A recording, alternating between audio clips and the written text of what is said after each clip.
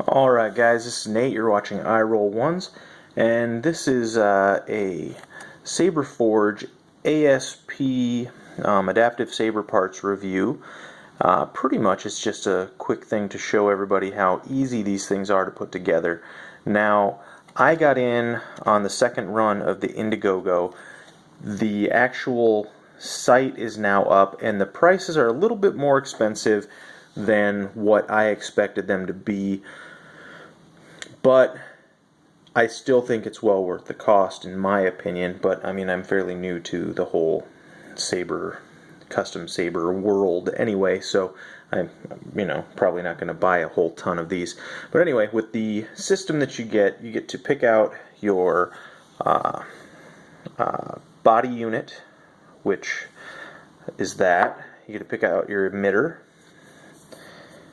You get to pick out your switch unit, your pommel, and it comes with a LED for you can, depending on your tier, I got the champion tier, so you get a LED light unit with plug-and-play electronics, which is really simple, makes it really, really easy to use, if this will focus there. And then you get your sound unit and sound card. I picked the Viridian sound card, which I think is pretty sweet, and again comes with plug and play electronics, and it's very, very simple to use. Now there are some things that you have to do. It comes with this switch unit, this button, and this will actually come hollow, this piece, depending on, well, actually on all of the different switch units you use. It'll have two holes, a hole here and a hole here, or however it works. And this comes with a glue-in plug that just kind of glues in there and covers up your hole, and then a switch that you put in. Now, there's a video that I'll link in the description below that you actually that shows how you do this one, and it was easier for me to get a different Allen wrench, take this out, pull this apart, put your switch in through, because if you have this bend here and you angle it in and it curves in there, and then you angle it in and put it in that thing, and you lock your nut up on this and put a little dab of glue so it doesn't loosen if you want. Tighten it up so this actually comes out straight, and then put your Allen bolt back in there, and it looks all nice. But this is actually, I'm going to show you how to put this together. It's really cool. If you go to their website, you actually have to pick out each individual piece. So I believe this emitter costs $39, and I think this is $39, and some of them are $29, $24, depending on what you buy. You can get the light. The big expense is the sound card, the soundboard, which I believe the Viridian or the I don't remember what the other one is, but the sound card, the Viridian is more of the Jedi one, and the other one is the Dark Side Sith one. But they're about $150, $159 maybe, and they're pretty spendy. That's where you spend your money, is on the sound card mostly. But the best thing to do, I found, was you set up your blade plug, which is here, and it actually, when you got it on the Indiegogo, you got another blade plug, which was cool. So it comes with this blade plug, and I set this up to be as deep in there as I wanted the LED to be. And so I set that up, tightened it up there, and set it up so the LED would go in to touch that when I put it in. And then you take your body unit, take your speaker, and you push this down in, but you push it all the way through. Now, a lot of people have shown how to do this on YouTube already, so I'm not by any means the first person to show how to do this. But you take this, and then you can hook this up here, and when you turn, well, actually, slide this through first all the way and leave it hanging out loose. But then that way, when you turn your body unit on, the wires aren't twisting on themselves and tightening. They're actually just, this is just spinning, the body unit just spins around your soundboard. Now, what you might want to do first, and what I did, is I picked out the shims that I wanted to be on here. And it comes with these timing shims to kind of set this up. Now personally, I'm going to need to get different timing shims, or more timing shims, because it doesn't quite set up exactly where I want it to sit, but it's pretty darn close. Anyway, so you take your timing shims and you can put your timing shims on so it gets to where you want it to be.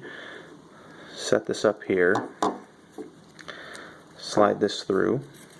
It's pretty simple. Plug your plug and play electronics in as far as that part is concerned. Then you just turn your body unit around, line it up to where you want it. This actually gets a little too tight and this doesn't line up perfect when I am, so I need another thin timing shim on there, but it is what it is.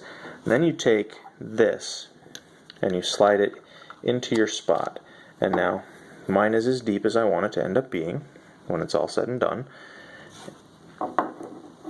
And then you'll plug this in, but you leave your LED loose, and you leave it loose so it will spin in the emitter and not twist your wires up, otherwise your wires could break. That's a big deal to remember to do that. So twist that all up, make sure it's still down so gravity feeds it the way you want it to feed it. Put your Allen wrench in here, and this actually comes with this Allen wrench, so that's nice. You will get little key marks on your LED housing, but that's not really important. And you take your sound board, slide it back in here with the chassis, get it down here, push it in as deep as you want it to go, about right there. Take your last timing shim, and I just have it there so I don't lose it, which timing shims are available on the Saberforge website apparently. Or Saberforge has a website for the adaptive saber parts actually that's in a different website, and you can get timing shims there. They're like $14.99 for a big selection of them, but they do work out pretty good, and this kind of sets up to where I want it. Looks nice. And now your lightsaber will work.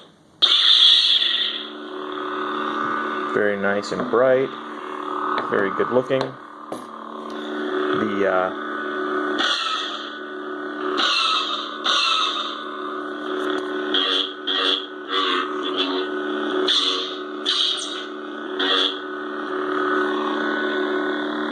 And there you go. Hold the button down for retraction, and there's your lightsaber. I call this one Lumen Cordis, or Light of the Heart, or Heart's Light, whichever you would want to call it. It's my Jedi saber. I may eventually do a Sith saber. I don't know, but we'll see. Anyway, the machining is beautifully done. I think it's great. I haven't had any problem with customer service. There has been talk about customer service from Saberforge before, and I don't remember what his name is, but Philip, the owner, there has been some negative talk about him. Me personally, I have had no issues so far. My saber works good. This came in 14 days, is when it shipped, was 14 days.